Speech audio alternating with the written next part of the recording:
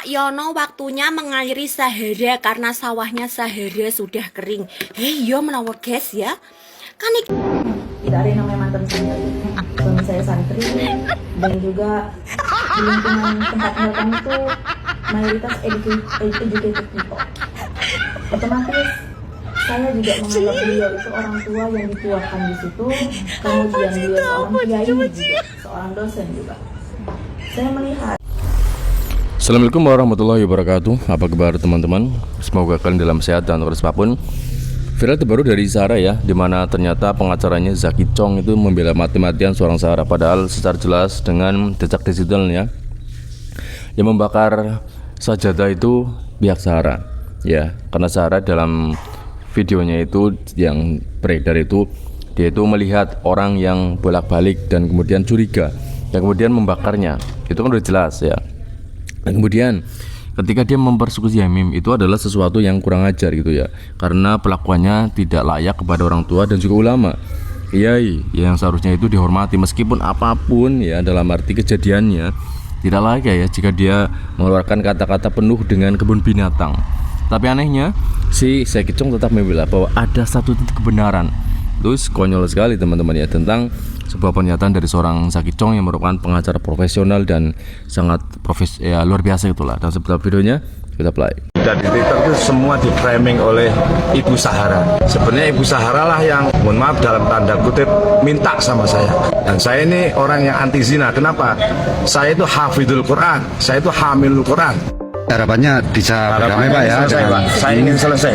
Saya ingin hidup damai. Damai dengan siapapun. Kami beli tahun 2008 walaupun kami baru membangunnya tahun 2022. Ini harapan kami ya tetap bisa hidup bersama dengan baik. Dan di Twitter itu semua di framing oleh Ibu Sahara. Sebenarnya Ibu Sahara lah yang, mohon maaf dalam tanda kutip, minta sama saya. Dan saya ini orang yang anti zina. Kenapa? Saya itu hafidul Quran, saya itu hamilul Quran. Harapannya bisa berdamai Pak ya. Selesai, Pak. Saya ingin selesai. Saya ingin hidup damai. Damai dengan siapapun. Kami beli tahun 2008 walaupun kami baru membangunnya tahun 2022. Ini harapan kami ya tetap bisa hidup bersama dengan baik. Kemudian Pak RT mohon perhatiannya Ya, jangan memblokir. Jangan memblokir. Pak Yono waktunya mengairi Sahara karena sawahnya Sahara sudah kering. Yo menawar guys ya. Kan iki ancen cuacane panas sih, sawah-sawah do garing kabeh. Ancen wayahe dibanyoni sekiranya nyemek-nyemek. Ya bener. Ini cara menyikapi ini gimana sampean? Kalau pelecehan non fisik apakah divisum juga? Kalau iya bagaimana bentuk visumnya? Di dalam undang-undang TPKS itu kan pelapor dan satu alat bukti ada udah cukup untuk mentersangkakan seseorang di dalam undang-undang TPKS. Makanya kami kemarin meminta visum psikiatri, karena kalau nanti visum psikiatri itu muncul dan valid, maka cukup untuk bisa mentersangkakan. Visum psikiatri dalam kasus TPKS adalah keterangan dokter spesialis kedokteran jiwa sebagai hasil pemeriksaan kondisi mental dan psikologis korban untuk dijadikan alat bukti sah dalam proses penyidikan. Pemeriksaan ini penting dilakukan terutama jika dugaan TPKS bersifat verbal, karena visum et repertum medis biasa tidak akan mendeteksi dampak psikisnya, serta untuk memperkuat laporan korban mengenai sejauh mana dampak kekerasan yang dialami. Tujuan visum psikiatri dalam kasus TPKS. 1. Menjadi alat bukti sah. Hasil visum psikiatri merupakan alat bukti yang dapat memperkuat laporan dugaan tindak pidana kekerasan seksual, TPKS. 2. Mengungkap dampak psikologis. Pemeriksaan ini bertujuan untuk menilai kondisi mental dan psikologis korban, serta melihat sejauh mana dampak dari dugaan kekerasan yang dialami. Dan 3. Menindaklanjuti dugaan TPKS, khususnya jika kasusnya melibatkan unsur verbal atau tidak kasat mata secara fisik, visum psikiatri menjadi cara untuk membuktikan adanya dampak psikis yang terjadi. Proses dan pelaksanaannya. 1. Diminta oleh penyidik. Visum psikiatri dapat diminta oleh penyidik untuk membantu proses penegakan hukum. 2. Dilakukan oleh dokter kejiwaan. Pemeriksaan dilakukan oleh dokter spesialis kedokteran jiwa, psikiater, seringkali dari rumah sakit jiwa. Dan 3. Menjadi penguat laporan. Hasil visum psikiatri dapat menjadi bahan penyidik untuk melanjutkan penanganan perkara, terutama dalam kasus dugaan TPKS yang tidak meninggalkan bekas fisik.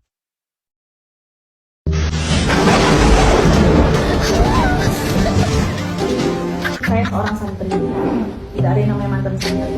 Suami saya santri, dan juga di lingkungan tempat tinggal kami itu mayoritas educated people. Otomatis saya juga menganggap beliau itu orang tua yang dituakan di situ, kemudian beliau seorang kiai juga, seorang dosen juga. Saya melihat ketika saya melaporkan beliau atas kasus itu, anggapan masyarakat atau anggapan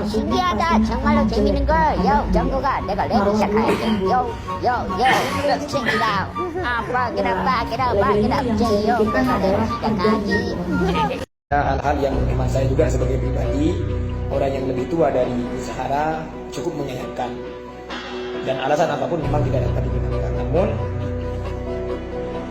hukum itu menjadi hal lain dari persoalan ini.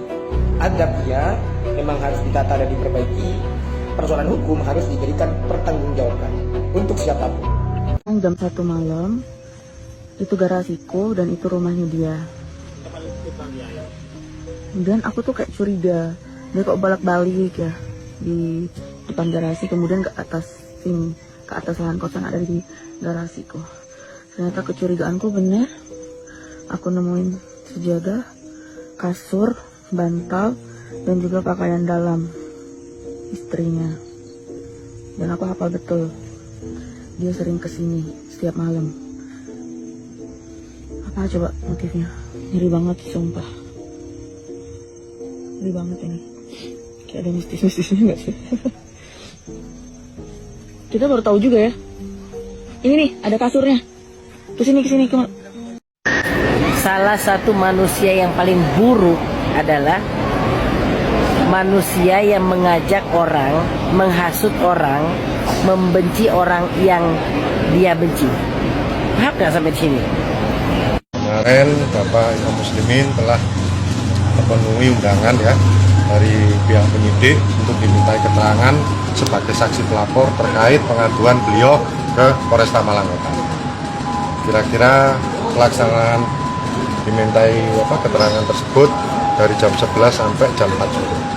Aduannya tentang apa ini Pak ke Polresta? Ya, tentang adanya dugaan pencemaran nama baik. Pak, ini kan awalnya dari masalah antar tetangga, kemudian akhirnya masuk ke ranah kepolisian. Polisi yang didalami nanti apa Pak dari kasus ini? Ya, polisi tetap secara profesional ya, transparan dan akuntabel. Apapun yang dilaporkan maupun pengaduan dari masyarakat akan kami tangani secara profesional. Pak, kemarin kan LBH Ansor menyebut bahwa pihak Zahara juga akan melakukan pelaporan. Apakah ini akan jadi saling lapor Pak? Apa sudah laporan atau bagaimana? Yang jelas kami Polresta ya, siapapun itu apabila menemukan atau mendapati siapapun untuk melakukan pelaporan atau pengaduan ke Polresta Malang, monggo silakan. Karena kami tidak memilah satu tebang pilih, artinya kami bersikap profesional aja dalam hal perkara ini. Berarti pihak Zahara belum laporan Pak ke polisi? Saat ini, hingga saat ini? Kalau Ibu Zahara sudah melakukan pengaduan, namun belum ada klarifikasi untuk dimintai keterangan kapan beliaunya sanggup untuk sebagai pelapor ya, saksi pelapor di Polresta Malang Kota. Kalau Kiai Mim soal dugaan pencemaran nama baik, kalau Zahara soal apa Pak? Aduannya? Sama juga. Kan kemarin istrinya Pak, kemarin kan Yaimi bawa 2 laporan baru, persekusi sama penistaan agama. Itu sudah diterima penyidik atau belum Pak? Ya, yang jelas sudah diterima. Kami apapun ya, semuanya pengaduan itu kami terima, namun tetap dalam proses penyelidikan untuk kebenaran pengaduan tersebut. Jadi kami Polresta mohon waktu dan mohon dukungannya ya dari media untuk selalu bisa mengawal atau memperhatikan perkara ini. Kami akan secara profesional dan transparan. Pak, agenda selanjutnya apa Pak penyidik Pak? Setelah ada laporan dari Yaimim dan Zahara? Ya pasti akan melaksanakan penyelidikan, Mas. Penyelidikan apa yang dilaporkan sama pelapor. Pak, perselisihan antar tetangga gitu. Apakah upaya lain di mediasi supaya tidak terjadi itu mungkin? Nanti itu terserah pada pelapor Mas ya. Kami Polresta tetap melakukan penanganan secara profesional ya. Siapapun mengadukan itu kami akan tangani secara profesional. Toh nantinya ya kedua belah pihak, umpamanya di bulan hari ada kesepakatan di monggo terserah. Namun kalau Polresta tetap melaksanakan semuanya itu penanganan secara profesional.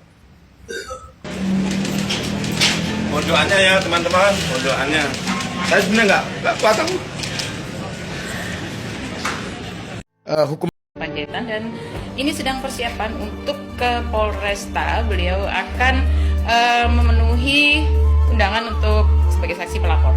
Oke, boleh dijelaskan nanti yang kita lakukan di sana apa? Jadi hari ini klien saya Yaimin akan menghadiri dua undangan di Polresta Malang yang pertama di jam 10 ini dalam kapasitas beliau sebagai pelapor atas laporan persekusi yang sudah diajukan beberapa waktu lalu. Hari ini diperiksa untuk pertama kali sebagai pelapor.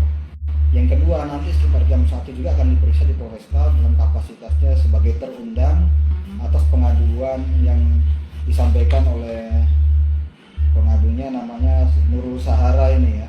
Di jam 1 nanti terkait dengan tindak pidana pencemaran nama baik dan atau fitnah. Jadi itu. Oke, untuk ke proses yang di Polresta nanti Pak Agustian akan mengawal sendiri, ya nggak ada penyidik atau gimana? Ya nanti tetap kita dari tim kuasa hukum, nanti kita langsung menghadap penyidik. Apakah langsung nanti ada BAP apa gimana? Pasti, ini datang kan karena yang panggilan dan yang verifikasi, ya otomatis nanti ada keterangan yang diminta yang akan dituangkan dalam berita acara pemeriksaan. Oke, nanti yang bicara Yai jelas ya? Ya pasti. Oke, nanti poin-poin kira-kira yang disarankan untuk Yai apa dari pengacara? Ya sebagaimana kronologi yang terjadi tidak keluar daripada itu. Berarti poin-poinnya sama dengan yang dilaporkan ya? Sama pasti, secara garis besar ada di pengaduan kita ya, kronologinya, kasus posisinya bagaimana, terus kemudian siapa aja yang melakukan waktu itu, terus akibat daripada peristiwa itu apa yang terjadi, itu nanti diutarakan oleh Yaimin kepada penyidik. Ini persekusi ya? Yang terkait persekusi. Oke, kalau persekusi berarti pasal berapa nanti yang diajukan? Ada beberapa pasal itu Mbak. Beberapa? Beberapa pasal karena kan serangkaian tindakan dalam satu peristiwa. Dalam satu tempat satu peristiwa? Kira-kira ada 2 pasal lebih?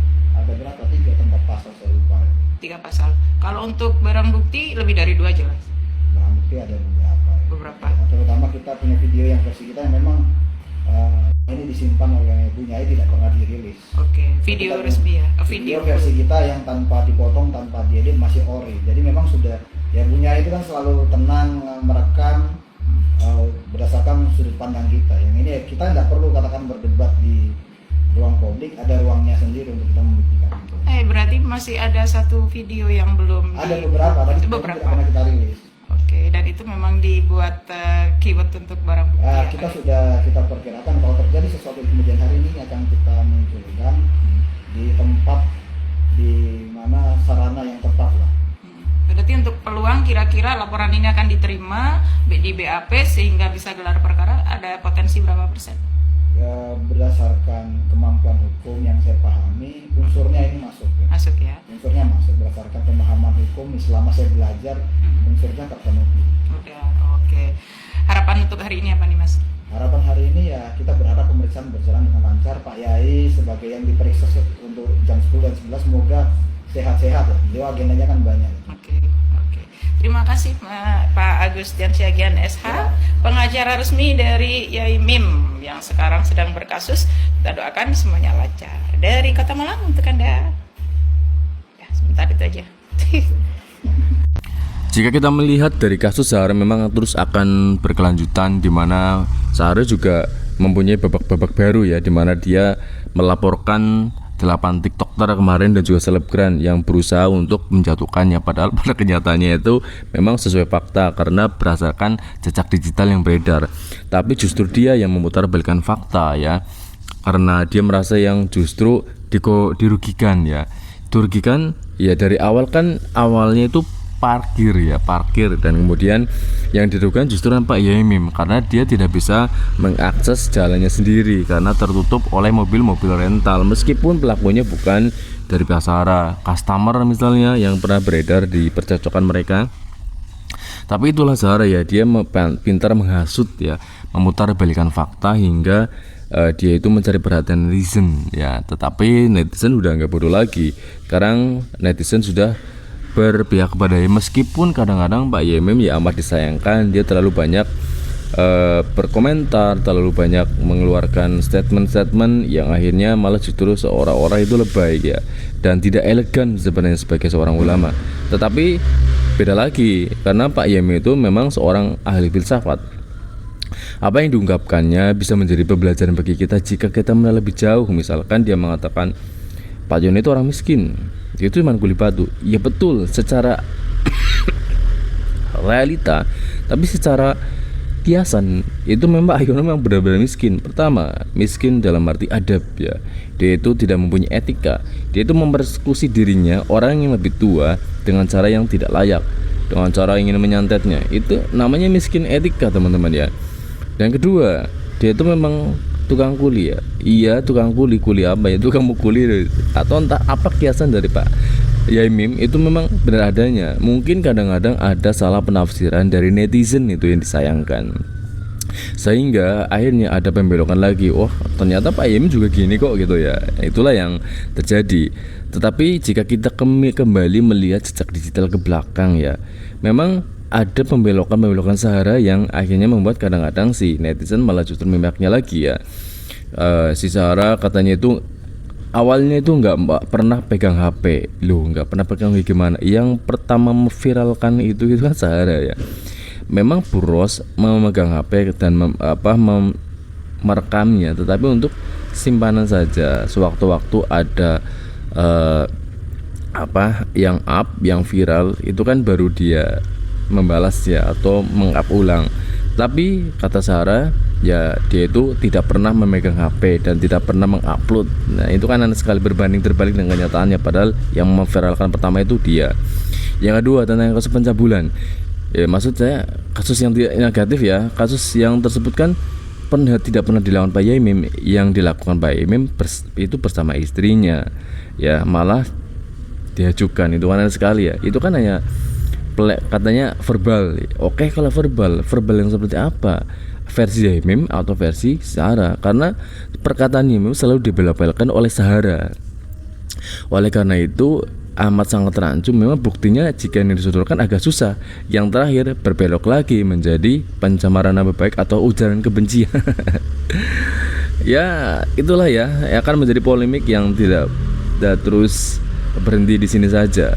Ya semoga saja ini cepat berakhir ya, karena netizen juga agak bosan. Tetapi meskipun ya bosan, tetapi jiwa FOMO kita itu bergelora ya, ingin mengungkapkan apa yang terjadi dan di-up ya, agar masyarakat tahu ya, menjadi ya dalam arti ya sebagai renungan kita lah ya, agar kita tidak terlalu berlebihan. Ya cukup sekian ya video kali ini tentang Sarah versus Yaimim. Semoga menjadi pembelajaran bagi kita agar kita tidak seperti mereka ya, dan semoga saya tidak menemukan tetangga seperti mereka. Dan cukup sekian video ini. Assalamualaikum warahmatullahi wabarakatuh.